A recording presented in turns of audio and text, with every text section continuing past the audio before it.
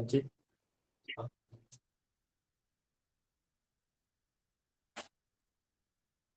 सर्व विद्यार्थ्यांना नमस्ते. आज काल आपण जो अपूर्णांक धडा शिकलो अपूर्णांकामध्ये कालच मी तुम्हाला सांगितलं, जेव्हा आपण झोपण्याच्या वेळेस जेव्हा आपण आठवाल की अपूर्णांकाबद्दल आपण कोणकोणते घटक शिकलोय, अपूर्णांका संदर्भात आपण कोणकोणते घटक शिकलो, त्यावेळेस आपला निश्चितच अपूर्णांक हा घटक परफेक्ट होईल. म्हणजे त्याच्यावरच्या सर्व उदाहरणं आपल्याला सोडवता येतील आणि कोणत्याच प्रकारची अडचण ही आपल्याला अपूर्णांक या घटकावर येणार नाही. सर्वांनी आठवलेलेच असेल, नसल आठवले तर आज संध्याकाळी आपण सर्वांनी आठवायचंय. मी पुन्हा एकदा रिव्हिजन करतोय. आपण सुरुवातीला अपूर्णांकाचं वाचन, अपूर्णांकाचं लेखन, अपूर्णांकाचे प्रकार, अंशाधिक अपूर्णांक, छेदाधिक अपूर्णांक, पूर्णांकयुक्त अपूर्णांक, समछेद अपूर्णांक, भिन्नछेद अपूर्णांक, आज सममूल्य अपूर्णांक, पूर्णांकयुक्त अपूर्णांकाला अंशाधिक बनवा, अंशाधिक अपूर्णांकाला पूर्णांकयुक्त रूपांतर करा किंवा पूर्णांकयुक्त अपूर्णांक बनवा, असे आपण रूपांतर शिकलोय. तसाच आपण अपूर्णांकातला सर्वात महत्वाचा घटक आपण आज शिकणार आहोत, त्याचं नाव आहे दशांश अपूर्णांक.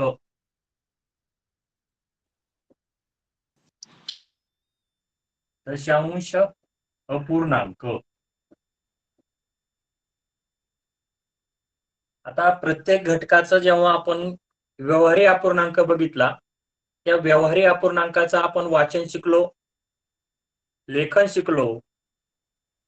दशांश अपूर्णांकाचं वाचन, दशांश अपूर्णांकाचं लेखन, दशांश अपूर्णांकाचं स्थान, दशांश अपूर्णांकाची स्थानिक किंमत, दशांश अपूर्णांकाची विस्तारित मांडणी, दशांश अपूर्णांकाला व्यवहारी अपूर्णांकात बनवा, व्यवहारी अपूर्णांकाला दशांश अपूर्णांकात रूप द्या, दशांश अपूर्णांकाला पूर्णांकयुक्त अपूर्णांकात रूपांतर करा, पूर्णांकयुक्त अपूर्णांक दशांश अपूर्णांकात रूपांतर करा.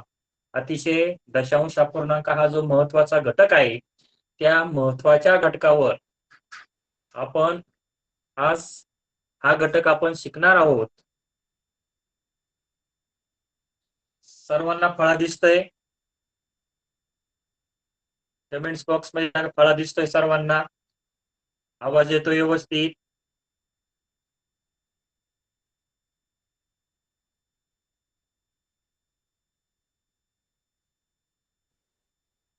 आवाज साठे सांगतायत, आवाज येत नाही.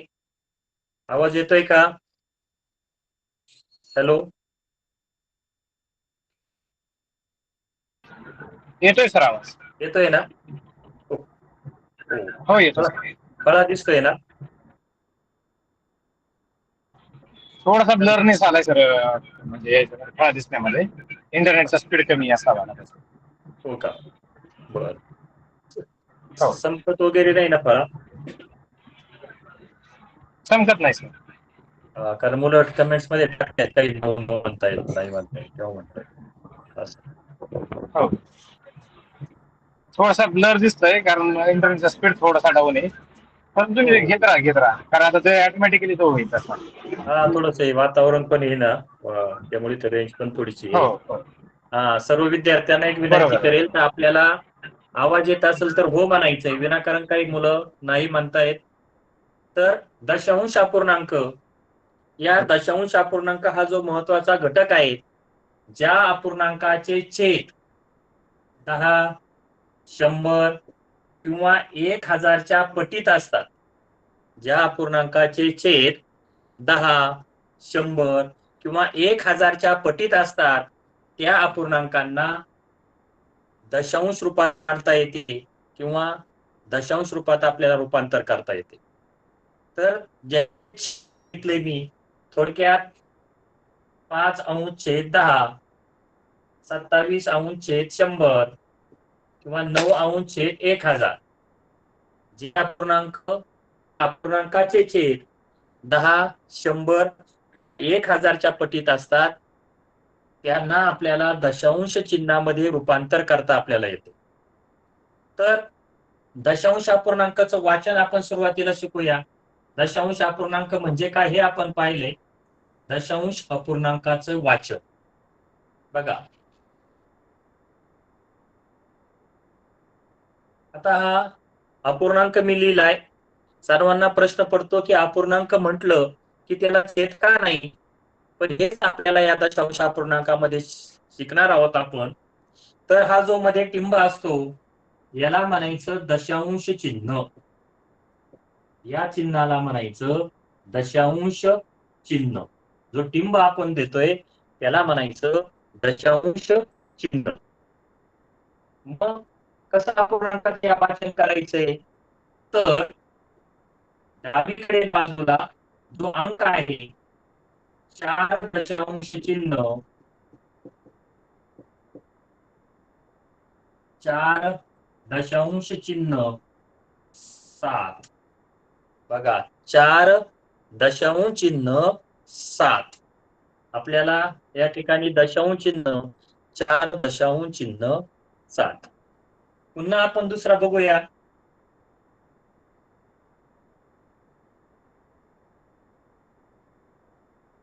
कोण करेल बरं वाचन याचं? 6 दशांश चिन्ह 2. 6 दशांश चिन्ह 2. आता बघा, जेव्हा आपण दशांश अपूर्णांकाचं वाचन करतो, आपण दशांश चिन्ह म्हणजे काय हे तुमच्या लक्षात आलंय. 9 असा हा मी दशांश अपूर्णांक लिहिलाय. बघा कसं वाचन करायचं याचं. 9 दशांश चिन्ह 2 7. बरेचसे मुलं वाचन करताना 9 दशांश चिन्ह 27 असं करतात. हे बिलकुल चुकीचं आहे. याचं वाचन करताना 9 दशांश चिन्ह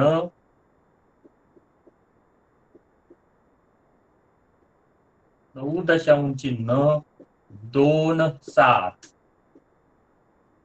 2 7 9 दशांश चिन्ह 2 7 याप्रमाणे आपण वाचन करायचे. 27 असं वाचन करायचं नाही. मग आता कोण करेल बरं याचं वाचन? कोण वाचन करल?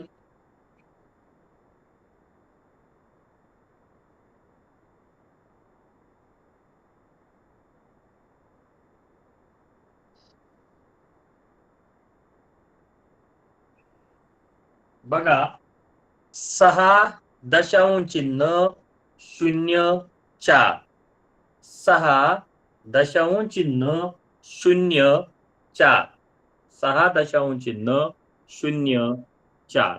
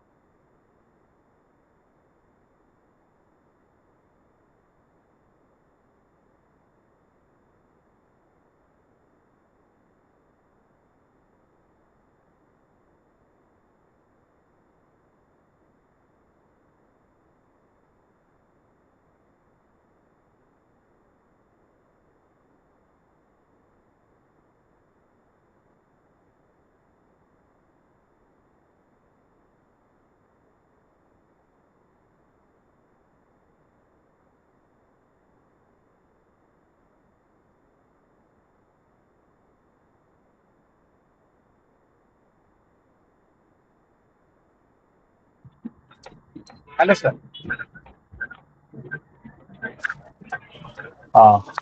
आलं का कडे? हॅलो, हो सर, आवाज येतोय.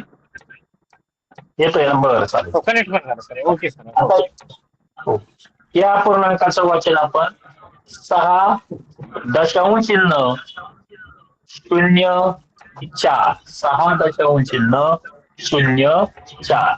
आता पुढे बघूया.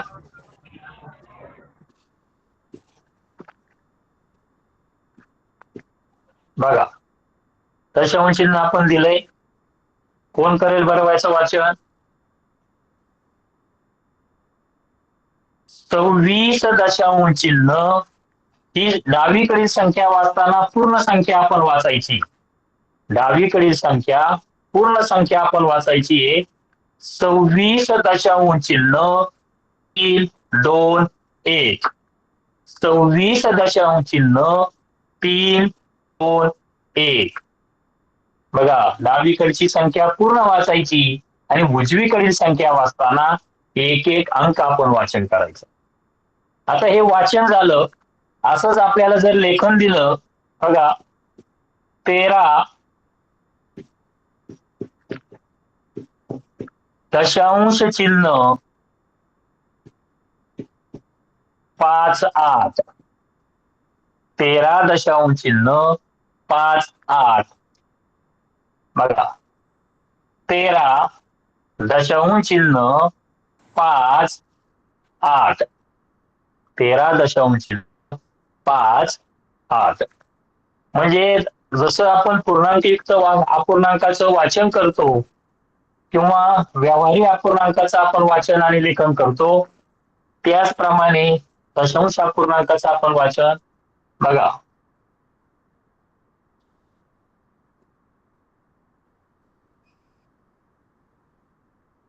कोण करते वाचन या अपूर्णांकाचं?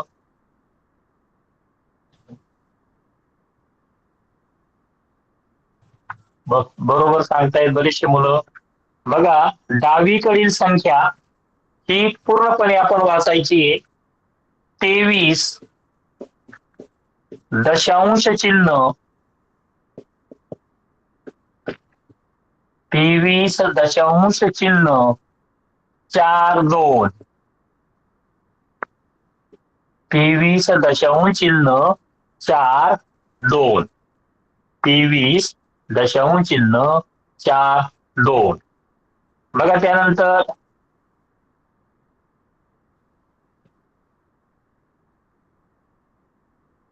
कसं वाचन करतो आपण या दशांश अपूर्णांकाचं?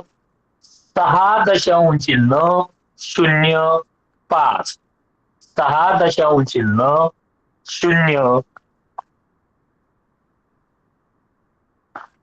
6 दशांश चिन्ह 0.5.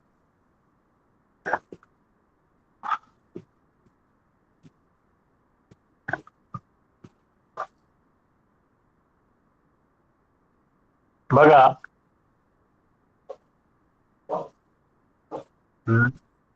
243 दशांश चिन्ह 0.45.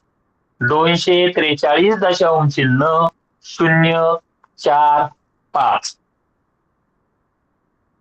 म्हणजे डावीकडील जी संख्या आहे ती आपण पूर्णपणे वाचतो आणि उजवीकडील संख्या वाचताना आपण याचा एक एक अंक आपण वाचायचा. मग अपूर्णांकाचं वाचन आणि लेखन आपल्या लक्षात आलं. आता ह्याच अपूर्णांकाचं जसं आपण संख्या वाचताना एकक, दशक, शतक, हजार, 10,000, लक्ष, दशलक्ष, कोटी याप्रमाणे आपण वाचतो, तसंच आपल्याला दशांश अपूर्णांकाचे स्थान, बघा, मी संख्या लिहिली 2 दशांश चिन्ह 3, 4, 5 किंवा 42 दशांश चिन्ह 3, 4, 5. आता जेव्हा आपल्याला संख्येचं स्थान सांगता येतं त्याच वेळेस आपल्याला संख्येची स्थानिक किंमत सांगता येते. तर या ठिकाणी आपल्याला काय करायचंय? 42 दशांश चिन्ह 3, 4, 5 याप्रमाणे आपण या संख्येचं वाचन केलं.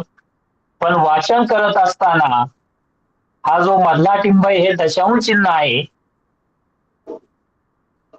या चिन्हाचं स्थान जे आहे ते आहे दशांश. 4चं जे स्थान आहे ते आहे शतांश आणि 5चं स्थान जे आहे सहस्रांश किंवा त्यालाच आपण हजारांश म्हणतो. बघा, स्थान वाचताना दशांश, शतांश, सहस्रांश, दशांश, शतांश, सहस्रांश म्हणजे हजारांश. आणि इकडचे जे स्थान आहे डावीकडे दशांश चिन्हाच्या ते नेहमीप्रमाणेच एकक, दशक किंवा पुढे संख्या असतील शतक. दशांश चिन्हाच्या डावीकडे कितीही शून्य दिले तर संख्येवर त्याचा कोणताही स्थानात किंवा स्थानिक किमतीत परिणाम होत नाही. मग सर्वात महत्वाचं आपल्याला संख्येचं स्थान आहे. दशांश चिन्हाच्या उजवीकडे जे अंक आहेत हा 3 आहे, याचं स्थान आहे दशांश. जो 4 आहे त्याचं स्थान आहे शतांश. आणि जो 5 आहे त्या संख्येचं स्थान आहे सहस्रांश किंवा त्यालाच म्हणतात हजारांश. म्हणजे ही या संख्येचं स्थान झालं. दशांश चिन्हाच्या उजवीकडील ज्या संख्या आहेत त्या संख्येचं स्थान झालं. दशांश, शतांश, सहस्रांश. ज्या प्रकारे आपण दशांश संख्येचं स्थान सांगतो, एकक, दशक, शतक, त्याचप्रमाणे दशांश चिन्हाच्या उजवीकडील ज्या संख्या आहेत त्याचं स्थान लक्षात ठेवायचं. दशांश, शतांश, सहस्रांश. दशांश चिन्हाच्या उजवीकडे तीन स्थानांपर्यंत आपल्याला हा दशांश अपूर्णांक विचारला जातो. दशांश, शतांश, सहस्रांश. मग ह्या अधोरेखित अंकाचे दशांश अपूर्णांकाचे स्थान सांगा किंवा दशांश अपूर्णांकात अधोरेखित केलेल्या अंकाचे स्थान सांगा. त्यावेळेस आपल्याला एकक, दशक, शतक माहित असतं, पण दशांश, शतांश आणि सहस्रांश या किमती या आपल्याला त्या संख्येचं स्थान हे आपल्याला सांगता आलं पाहिजे. मग बघा, दशांश, शतांश, सहस्रांश. आपण दुसरा असा एक दशांश अपूर्णांक घेऊया, दशांश संख्या घेऊया. बघा, 36 दशांश चिन्ह 2, 4, 7. आता आपण बघितलं हा जो 6 आहे त्या 6चं स्थान आहे एकक. हा जो 3 आहे त्याचं स्थान आहे दशक. हे आपल्याला नेहमीच्या डावीकडील संख्येचं स्थान सांगता येतं. पण उजवीकडे ही संख्या आहे 2. कोण सांगेल बरं या 2चं स्थान काय आहे? दशांश चिन्हाला खेटून दशांश चिन्हाच्या अगदी लगत असलेली संख्या काय स्थान येईल त्याचं?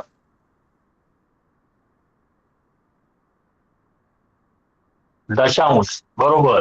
बऱ्याचशा मुलांनी सांगितलं हा जो 2 आहे तो आहे दशांश, त्याचं स्थान आहे दशांश. 4चं स्थान, 4 ही जी संख्या आहे त्या 4 या संख्येचं स्थान शतांश. आणि ही जी 7 हा अंक आहे 7 या 7चं स्थान आहे सहस्रांश. काय स्थान आहे त्याचं? सहस्रांश. दशांश, शतांश आणि सहस्रांश हे त्याचं स्थान झालं. आपल्याला डावीकडे संख्येचं स्थान सांगता येतं, पण उजवीकडील संख्या, तुम्हाला एक संख्या देतो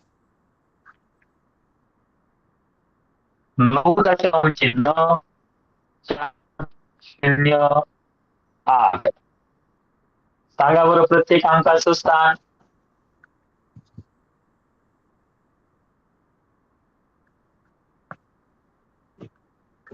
प्रत्येक अंकाचं स्थान सांगा.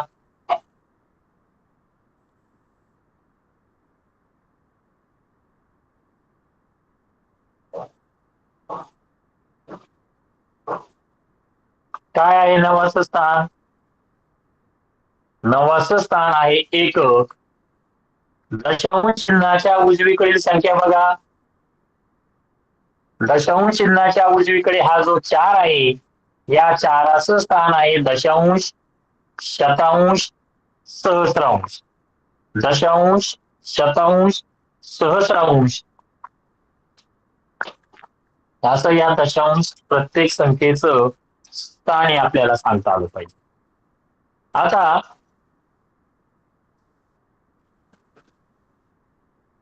दशांश संख्येचं स्थान जेव्हा आपल्याला माहित झालं, दशांश, शतांश, सहस्रांश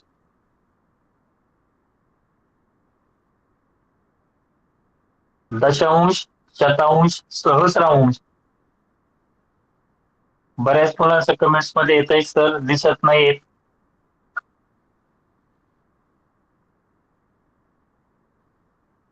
हॅलो.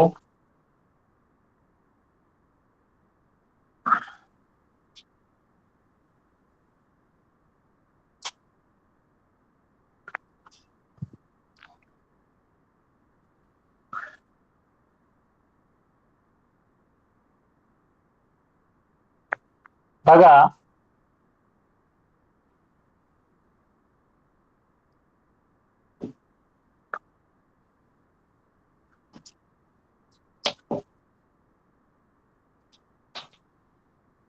दिसतंय का आता?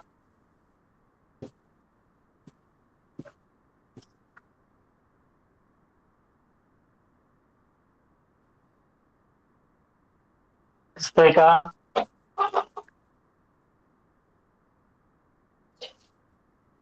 हॅलो.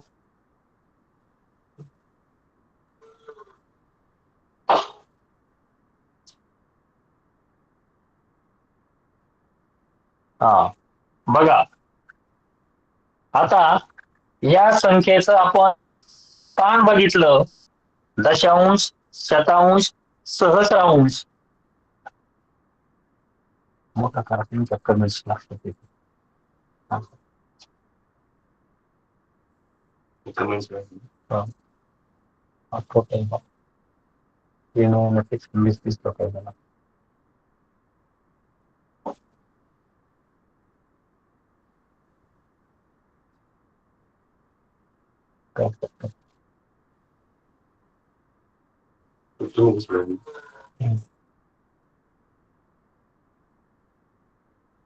अच्छा लावून पैसा.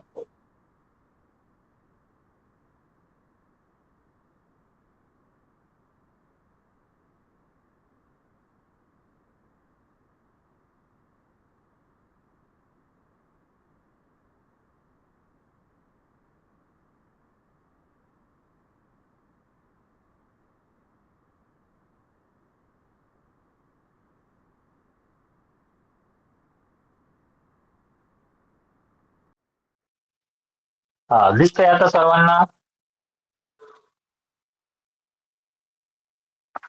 बघा आता 42.357 हा दशांश अपूर्णांक आपण लिहिला.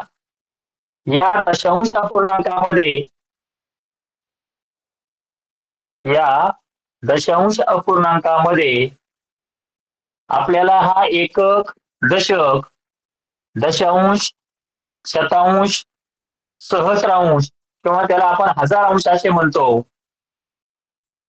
दशांश, शतांश, सहस्रांश असं आता या संख्येची आपल्याला स्थानिक किंमत बघायची आहे. तर स्थानिक किंमत बघत असताना बघा हा 2 हा एकक आहे, त्याची स्थानिक किंमत 2 आली. 4 हा दशक आहे म्हणून त्याची स्थानिक किंमत 40 आली. पण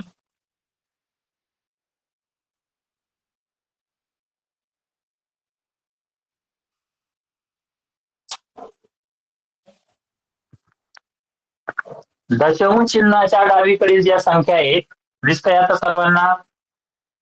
दशांश चिन्हाच्या डावीकडे ज्या संख्या आहेत त्या संख्यांची आपल्याला स्थानिक किंमत सांगता येते.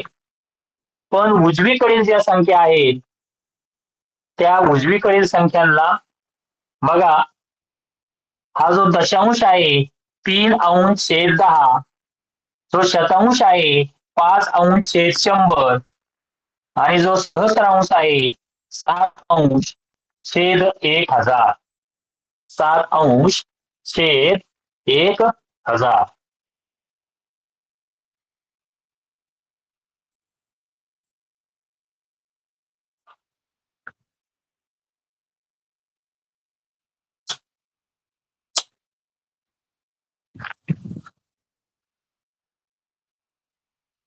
म्हणजेच जेव्हा संख्येचं आपल्याला स्थान आपल्याला माहित होतं, संख्येचं आपल्याला जेव्हा स्थान दिसतं, त्याच वेळेत आपल्याला त्या अपूर्णांकाची स्थानिक किंमत आपल्याला शोधता येते. बघा, दशांश चिन्हाच्या डावीकडे एकके म्हणून स्थानिक किंमत 2 आली, दशके म्हणून त्याची स्थानिक किंमत 40 आली.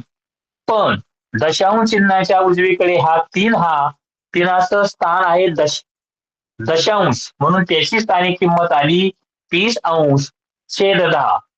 जो 5 आहे त्या शतांश 5/100 आणि जो सहस्रांश 7/1000. 7/1000. मग दशांश, शतांश, सहस्रांश या अंकाची आपण स्थानिक किंमत बघितली. पुन्हा एक मी अपूर्णांक दशांश अपूर्णांक देतो. प्रत्येक अंकाची स्थानिक किंमत ही तुम्ही वहीवरती लिहायची आहे.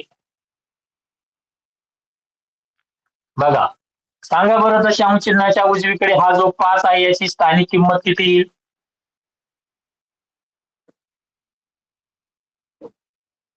5/10. 5/10. हा जो 2 हा शतांश आहे त्याची किंमत येईल 2/100 आणि जो 4 आहे या 4ची किंमत येईल 4/1000. 4/1000. बघा, 5/100, 2/5/10, 2/100 आणि 4/1000. छान, बरेच जण कमेंट्स मध्ये अगदी बरोबर उत्तर देत आहेत. मग हा जो 4 आहे याची स्थानिक किंमत 4, कारण तो एकक आहे. 2च्या स्थानिक किंमत 20 आणि या 3ची स्थानिक किंमत 300. 3ची स्थानिक किंमत येईल 300. मग जेव्हा आपल्याला या संख्येची स्थानिक किंमत माहित होती, त्याच वेळेस दशांश अपूर्णांकाच्या जे स्थान आहे किंवा आपल्याला त्याची जी विस्तारित मांडणी आहे ती विस्तारित मांडणी आपल्याला करता येईल. बघा, आता हा दशांश अपूर्णांक आपण जो सुरुवातीला घेतलाय किंवा दशांश अपूर्णांक हा आपल्याला बेरजेच्या रूपात मांडता आला पाहिजे. दशांश अपूर्णांकाची स्थानिक किंमत बेरजेच्या रूपात 40 अधिक 2 अधिक 3/10 अधिक 5/100 अधिक 7/1000. बघा, 40 अधिक 2 अधिक 3/10 5/100 आणि 7/1000. 7/1000. मग ही दशांश अपूर्णांकाची स्थानिक किंमत आपण बेरजेच्या रूपात मांडली. कोणत्या रूपामध्ये मांडली? बेरजेच्या रूपात. बघा, पुढचा दशांश अपूर्णांक 7.009. 7.009. सोडवा बरे तुम्ही.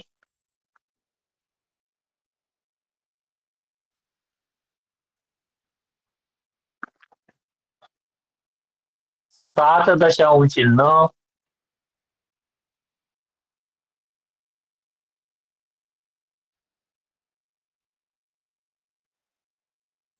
स्थानिक किंमत बेरजेच्या अपूर्णांकात बेरजेच्या रूपात आपल्याला लिहायची आहे. दशांश अपूर्णांकाची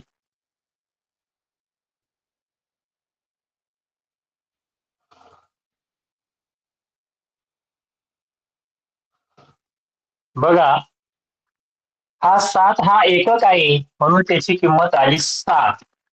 आता 0 हा दशांश आहे पण शून्य हा शून्याची स्थानिक किंमत ही शून्य असते. शून्याची स्थानिक किंमत शून्य असते, त्याला छेद येत नाही. तर आपण विस्तारित मांडणी करतो किंवा रेग्युलर संख्येची आपण स्थानिक किंमत लिहितो, त्यावेळेस त्याला शून्याची किंमत ही शून्यच असते. तसे दशांश अपूर्णांकाच्या उजवीकडे सुद्धा त्याची किंमत शून्य असते. 7 अधिक 0 अधिक 7 अधिक दशांश शतांश सहस्रांश 9 अंश छेद 1000. 9 अंश छेद 1000. 9 अंश छेद 1000. मग आपल्याला दशांश चिन्हाची जी स्थानिक किंमत बेरजेच्या रूपात आपण लिहिली, बेरजेच्या रूपामध्ये आपण ही स्थानिक किंमत आपण लिहिली. मग हा दशांश असला शून्य, त्याची स्थानिक किंमत ही शून्यच आली, त्याची किंमत शून्य आली आणि ती आपण बेरजेच्या रूपात मांडली. आता जेव्हा आपल्याला संख्येचं स्थान कळतं, दशांश शतांश सहस्रांश, डावीकडे एकक दशक शतक, जेव्हा संख्येचं स्थान कळेल, त्याची स्थानिक किंमत आपल्याला समजते, तेव्हा ती आपल्याला बेरजेच्या रूपात मांडता येते. आणि मग दशांश अपूर्णांकाचं वाचन आपण केलं, दशांश अपूर्णांकाचे आपण स्थान बघितलं आणि त्याच दशांश अपूर्णांकाची आपण स्थानिक किंमत बेरजेच्या रूपात लिहिली, तेव्हा स्थानिक किंमत आपण बघितली. आता आपल्याला रूपांतर बघायचंय, त्याला आपण व्यवहारी अपूर्णांकाला पूर्णांकयुक्त अपूर्णांकात रूपांतर दिलं. पूर्णांकयुक्त अपूर्णांकाला आपण अंशाधिक अपूर्णांक बनवला आणि अंशाधिक अपूर्णांकाला आपण पूर्णांकयुक्त बनवला. आज दशांश अपूर्णांकाला व्यवहारी अपूर्णांक बनवा किंवा अंश आणि छेद रूपातल्या दशांश अपूर्णांकाला अंश आणि छेद रूपातल्या आणि अंश आणि छेद जो व्यवहारी अपूर्णांक आहे त्याला दशांश चिन्हामध्ये द्या किंवा दशांश अपूर्णांक बनवा. तसेच पूर्णांकयुक्त अपूर्णांकाला दशांश अपूर्णांक बनवा आणि दशांश अपूर्णांकाला पूर्णांकयुक्त अपूर्णांक बनवा. बघा, आता सुरुवातीला आपण एक अपूर्णांक घेऊ. 8 अंश छेद 10. 8 अंश छेद 10. 8 अंश छेद 10 अपूर्णांक आपण घेतलाय. तर या अपूर्णांकाला आपल्याला दशांश रूपामध्ये लिहायचंय. या अपूर्णांकाला आपण कशामध्ये लिहायचंय? दशांश अपूर्णांकामध्ये लिहायचंय. 8 अंश छेद 10. मग हा जो अपूर्णांक आहे बघा, 0.8 0.8 0.8. पुढचा अपूर्णांक बघा, 9 अंश छेद 100. दशांश रूप द्या, दशांश चिन्हात लिहा.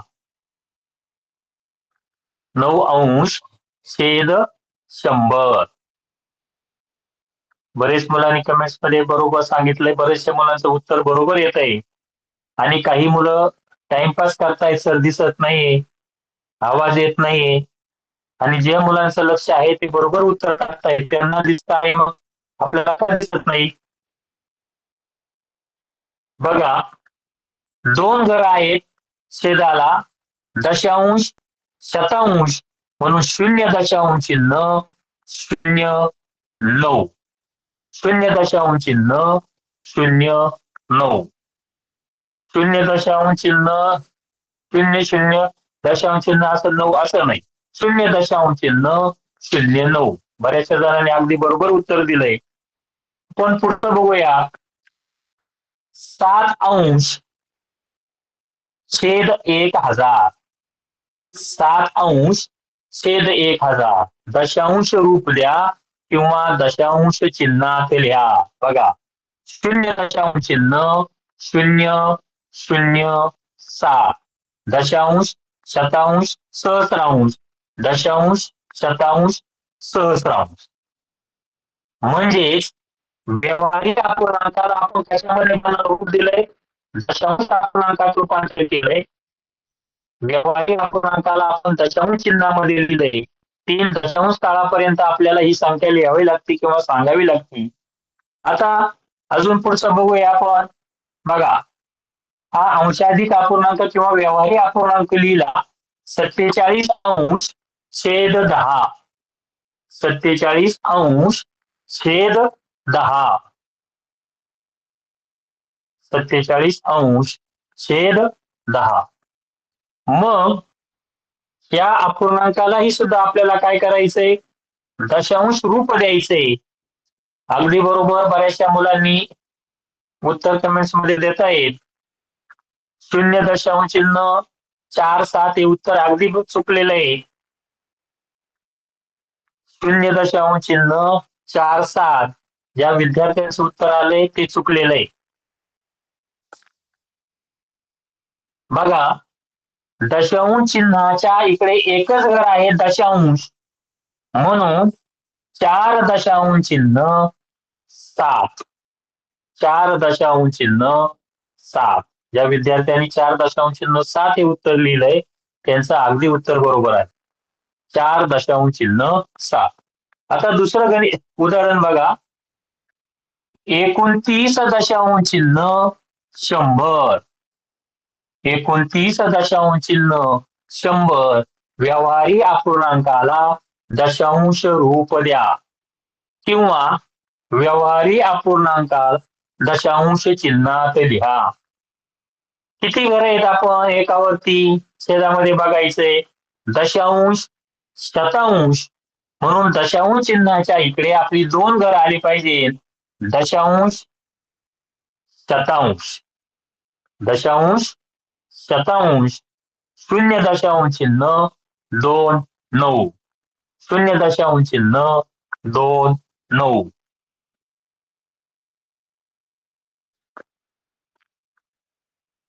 पुढचा आपण बघूया. 31.1000. 31.1000.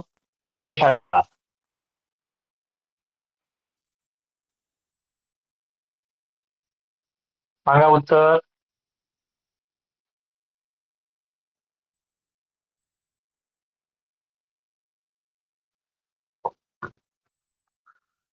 अनेकांची वेगवेगळी उत्तरं येत आहेत. बघा, आपल्याला छेदस्थानी बघायचे किती घर आहेत? दशांश शतांश सहस्रांश, म्हणून दशांश चिन्हाच्या उजवीकडे 3 घर येतील. मग त्यामुळे 0.031. 0.031. 0.031. बघा, पुढचा अपूर्णांक मी घेतलाय 381 अंश छेद 1000. 381 अंश छेद 1000.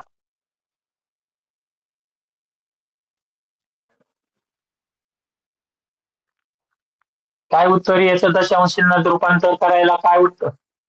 दशांश बघा, दशांश शतांश सहस्रांश दशांश शतांश सहस्रांश 0.381. 0.381. 0.3. विराज मोरे एकदम छान उत्तर देतोय. प्रत्येक वेळी अगदी त्याचं छान असं लक्ष आहे आणि बरोबर त्या प्रत्येक वेळेस मी बघतोय बरोबर उत्तर देतोय. 0.381. म्हणजेच काय केलं रे आपण? व्यावहारिक अपूर्णांकाला आपण दशांश चिन्हामध्ये लिहिलंय. व्यावहारिक अपूर्णांकाचं आपण दशांश चिन्हामध्ये रूपांतर केलं. आता पुढे बघा, जसं आपण पूर्णांकयुक्त अपूर्णांकाला अंशाधिक केलं आणि अंशाधिक अपूर्णांकाला आपण पूर्णांकयुक्त अपूर्णांक बनवला, त्याचप्रमाणे आता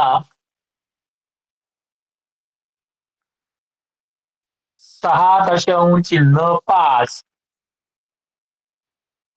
0.2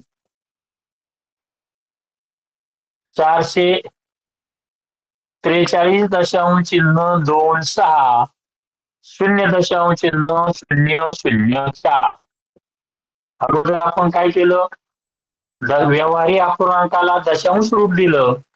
आता आपल्याला दशांश अपूर्णांकाला कशामध्ये बनवायचे व्यवहारी अपूर्णांकामध्ये बनवायचे. बघा पहिला अपूर्णांक कोण सांगेल बरं काय उत्तर येईल याचं व्यवहारी बनवायचा आहे पूर्णांक युक्त नाही. दशांश अपूर्णांकाला छेद आणि बघा 65 छेद 10 कारण दशांश चिन्हाच्या इथे एकच घरी दशांश म्हणून छेद दशांश 65 दशांश चिन्ह छेद 10. पुढे बघा आता 0.2 दशांश चिन्हाच्या उजवीकडे दशांश म्हणून 2 अंश एक घरी दशांश 2 अंश छेद 10 2 अंश छेद 10. पुढे बघा आता 43 दशांश चिन्ह 2 6 43 दशांश चिन्ह 2 6 मग काय होतं इथं 4326 दशांश चिन्हाच्या उजवीकडे 2 घरे दशांश शतांश म्हणून छेद 100 4326 छेद 100 4326 बघा आता पुढं 0.004 अंश दशांश अपूर्णांकाला अंश आणि छेद रूपात लिहा. दशांश अपूर्णांकाला अंश आणि छेद रूपात लिहा.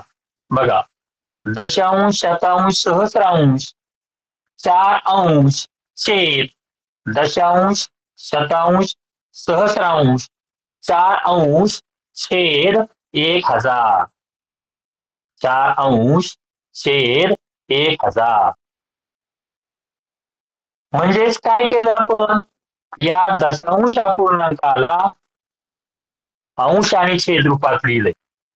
दशांश अपूर्णांकाला आपण अंश आणि छेद रूपात लिहिले. अजून काही उदाहरण बघूया आपण 2 दशांश चिन्ह 4 3 6 दशांश चिन्ह 2 3 दशांश चिन्ह 2 5 बघा आता दशांश चिन्हाच्या उजवीकडे 2 घर 243 अंश छेद दशांश शतांश 100 243 अंश छेद 100 243 अंश छेद 100. पुढे बघा 6 दशांश चिन्ह 2 दशांश चिन्हाच्या उजवीकडे 1 घर म्हणजेच 62 अंश छेद 10 62 अंश छेद 10 62 अंश छेद 10. पुढे बघा आता 3 दशांश चिन्ह 2 5 325 अंश छेद दशांश शतांश दशांश शतांश 325 अंश छेद 100 325 अंश छेद 100.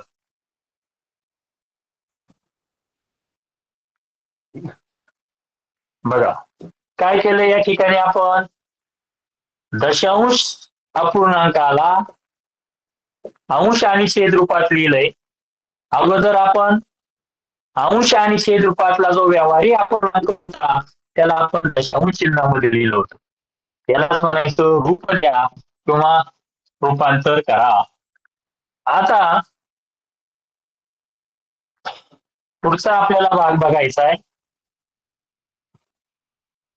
पूर्णांक युक्त अपूर्णांकाला दशांश अपूर्णांकाला पूर्णांक युक्त अपूर्णांकात रूपांतर करा किंवा दशांश अपूर्णांक पूर्णांक युक्त अपूर्णांक बनवा. बघा 4.2 4.2. आता आपल्याला अंश आणि छेद रूपात अपूर्णांक बनवायचा नाही. आता आपल्याला या दशांश अपूर्णांकाला पूर्णांक युक्त अपूर्णांकात बनवायचे. दशांश अपूर्णांकाला कशामध्ये बनवायचे? पूर्णांक युक्त अपूर्णांकात. अंश आणि छेद रूपात नाही, पूर्णांक युक्त अपूर्णांक.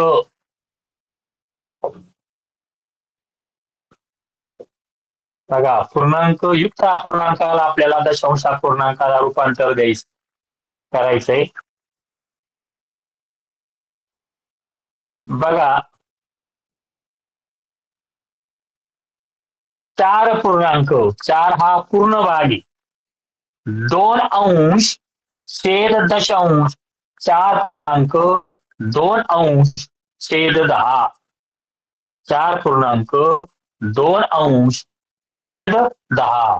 दशांश चिन्हाच्या डावीकडे जो भाग आहे तो पूर्ण भाग आहे आणि मग याला आपण पूर्णांक युक्त अपूर्णांक, याला आपण अपूर्णांक पण बनवलं होतं 42 अंश छेद 10. पण आपल्याला या ठिकाणी सांगितलंय पूर्णांक युक्त अपूर्णांक बनवा किंवा पूर्णांक युक्त अपूर्णांकात रूपांतर करा. पुढचं आपण एक उदाहरण बघूया. 15.02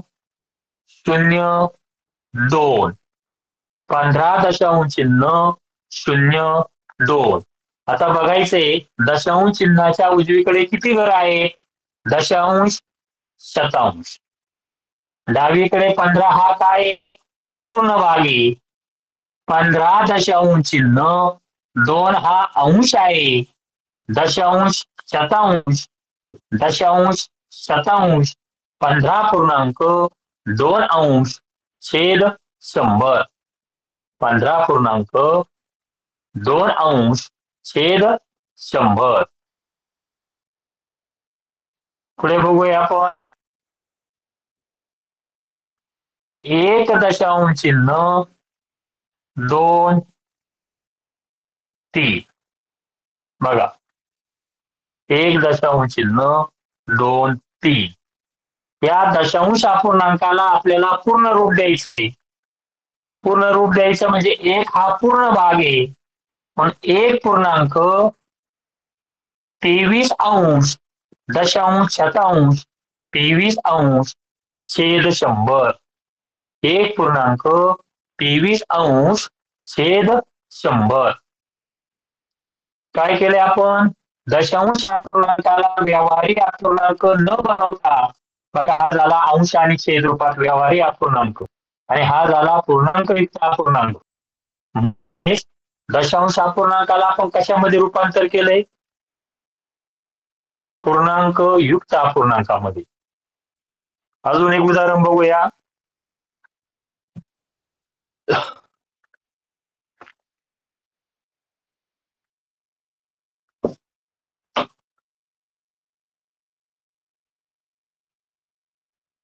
234.009.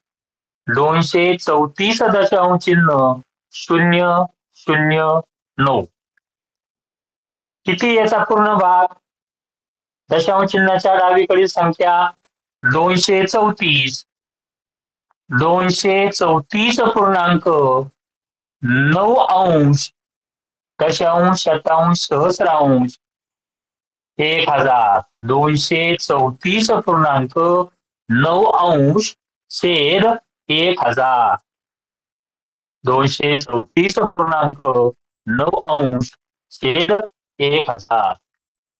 पुढे बघा म्हणजे त्या दशांश अपूर्णांकाला आपण पूर्णांक युक्त अपूर्णांकात रूपांतर दिले. पुढचा अपूर्णांक बघूया आता. आता आपल्याला काय करायचंय, पूर्णांकयुक्त अपूर्णांकाला दशांश अपूर्णांकात रूपांतर करायचंय. पूर्णांकयुक्त अपूर्णांकाला दशांश अपूर्णांकात बघा 4.2 23.7 बघा. अगोदर आपण दशांश अपूर्णांकाला पूर्णांकयुक्त अपूर्णांकात बनवलं, पूर्णांकयुक्त अपूर्णांकात रूप आहे. आता आपल्याला दशांश पूर्णांकयुक्त अपूर्णांकाला दशांश रूप द्यायचे. बघा 4 हा पूर्ण भाग आहे. 4.1 दशांश 1 घरे 4.2 4.2 अगदी बरोबर. बऱ्याचशा मुलांनी खूप छान उत्तर लिहिले. 4.2. बघा पुढचा अपूर्णांक 23.7 23.7 23.7 सोडवा.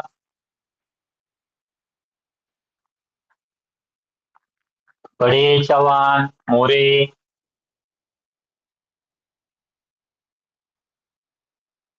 बघा काहींचे उत्तर यात बरोबर आलेत, बऱ्याचशा जणांची उत्तर चुकलेत. 23 हा पूर्ण भाग आहे. 23.0 बऱ्याचशा मुलांनी 7 लिहिलं.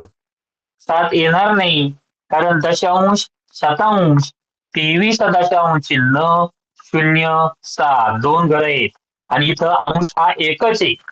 त्यामुळे 23.007 23.007.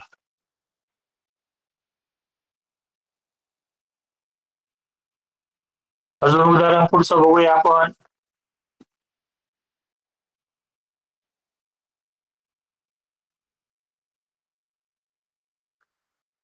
3.6 छेद 1000 3.6 छेद 1000 हा पूर्णांकयुक्त अपूर्णांक आहे.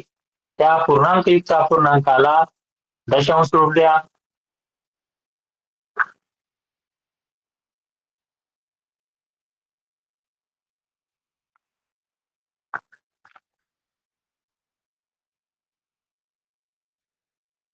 बघा सोडवा.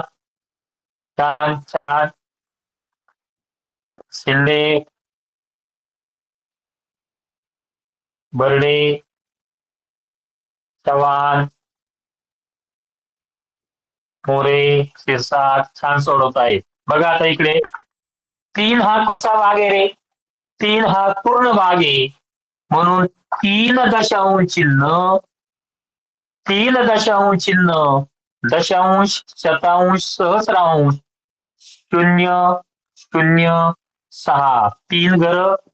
इथं एकच घर आहे, काही मुलं 3 शून्य देतात, 3 शून्य येणार नाही. 3.006 3.006. बघा अतिशय अपूर्णांकामध्ये दशांश अपूर्णांक हा 7वीच्या दृष्टीने अतिशय महत्वाचा घटक आहे. कारण बाकी अपूर्णांकयुक्त किंवा व्यवहारी अपूर्णांकापेक्षा दशांश अपूर्णांकावर जास्त प्रश्न विचारले जातात. त्यासाठी दशांश अपूर्णांकाचं वाचन, दशांश अपूर्णांकाचं लेखन, दशांश अपूर्णांकाचं स्थान, दशांश अपूर्णांकाची स्थानिक किंमत बेरजेच्या रूपात, आणि मग दशांश अपूर्णांकाचं जेव्हा आपल्याला रूपांतर करता येतं, दशांश अपूर्णांकाला अंश आणि छेद म्हणजेच व्यवहारी अपूर्णांक बनवा. व्यवहारी अपूर्णांकाला दशांश अपूर्णांक बनवा. दशांश अपूर्णांकाला पूर्णांकयुक्त अपूर्णांक बनवा. पूर्णांकयुक्त अपूर्णांकाला दशांश अपूर्णांक बनवा. आणि जेव्हा आपल्याला अपूर्णांकाचं स्थान कळतं, स्थानिक किंमत कळते, त्यावेळेस तो अपूर्णांक आपल्याला बेरजेच्या रूपात लिहिता येतो. आणि त्याच वेळेस त्या अपूर्णांकाचा आपल्याला लहान मोठेपणा समजतो. लहान अपूर्णांक कोणता आणि मोठा अपूर्णांक कोणता? जेव्हा अपूर्णांकाची जी तुलना होते, तुलना म्हणजेच लहान मोठेपणा. अंश समान असताना, छेद समान असताना, पूर्णांकयुक्त अपूर्णांकाचा लहान मोठेपणा, दशांश अपूर्णांकाचा लहान मोठेपणा, त्यास आपल्याला त्यासाठी दशांश चिन्हाचं स्थान हे आपल्याला अगोदर माहित पाहिजे. मग आज आपण दशांश अपूर्णांकाचे कोणते घटक शिकलोय किंवा काय शिकलो ते आपण सर्वांनी आज आठवायचंय. त्या दशांश अपूर्णांकाचे घटक कोणते? आता या दशांश अपूर्णांकाचा लहान मोठेपणा आपण शिकलो की त्याचा आपल्याला चढता क्रम, उतरता क्रम, पुढे दशांश अपूर्णांकाची बेरीज, दशांश अपूर्णांकाची वजाबाकी, दशांश अपूर्णांकाचा गुणाकार, दशांश अपूर्णांकाचा भागाकार या क्रिया सुद्धा अतिशय महत्वाच्या आहेत. त्यामुळे व्यवहारिक अपूर्णांक किंवा पूर्णांकयुक्त अपूर्णांकापेक्षा दशांश अपूर्णांक हा खूप महत्वाचा आहे.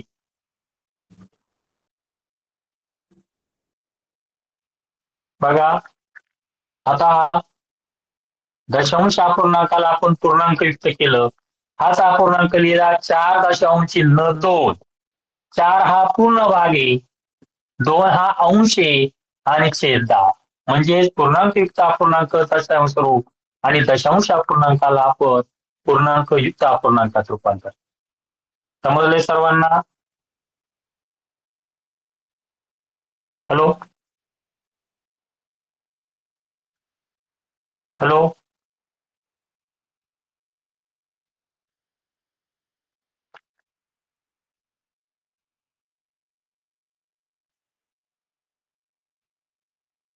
Hello sir. हो म्हटलं हा हो म्हटलं सर, आवरलंय. आपला हो हो हो हो हो हो घेतो मी, क्लोज करतो मीटिंग. चालेल चालेल चालेल. चालेल चालेल. हो हो हो करा, डिस्कनेक्ट करा, काय अडचण नाही. हो चालेल. हो हो.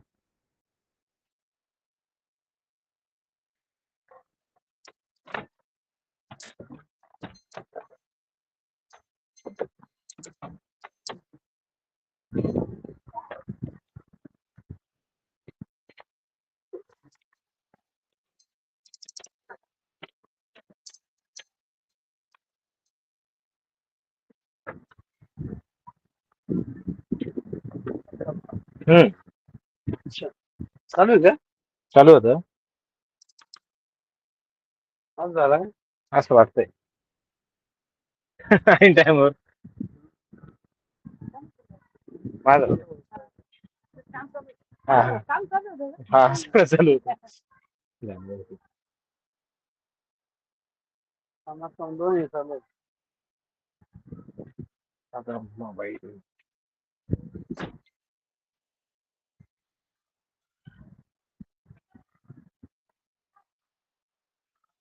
काय नाही, काय चालूच राहतं. काढतो मी, काढतो. काय नाही. 1-2 मिनिटं द्या फक्त, काय नाही. 2 मिनिटं.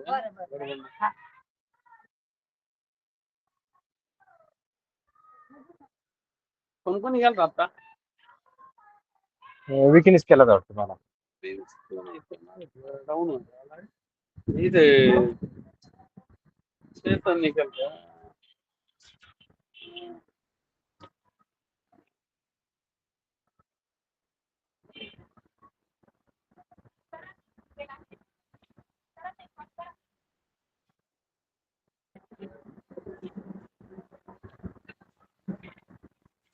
हॅलो हॅलो, ते का आता एवढं पोहोचलो, ते माझ्या पुढंच होते. काय हा मी सांगून थोडं थांबलो होतो ना. काय वाजे चालू होता त्याला 2 मिनिटं. काय बोलताय?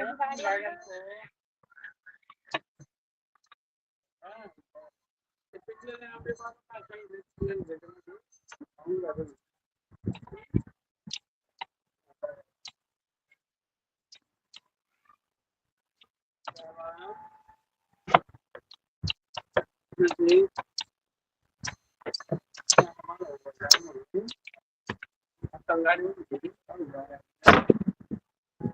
हो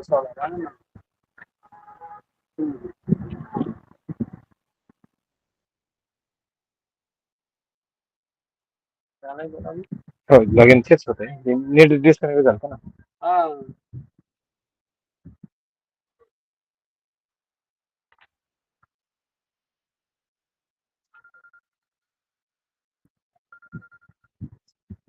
हॅलो, पोचलो. हॅलो, आता एक 5 मिनिटं झाले.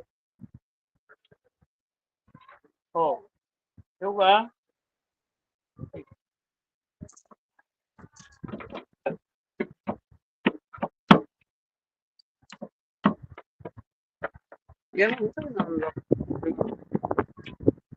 चावी काढून घ्या. सगळं unlock.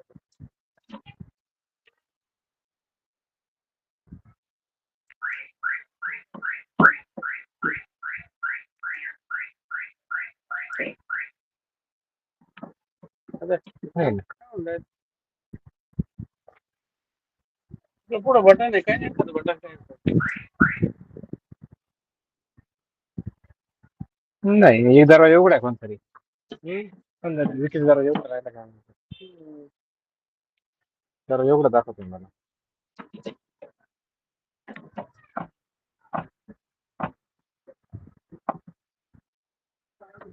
हो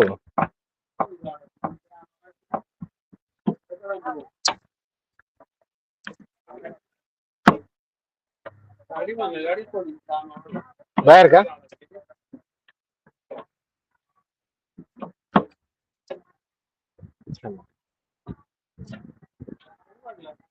तो काढला डिकी का बरोबर उघडली नाही. हेच काय काढायला होती देतो अवघड डिकी उघडून उघडायला जागा इकडं नाहीये वाटतं. माझं वाटतं. गाडी एकदा असं बरोबर बघा एकदा एकच मिनिट एवढं एकदा क्लोज करतो यांना.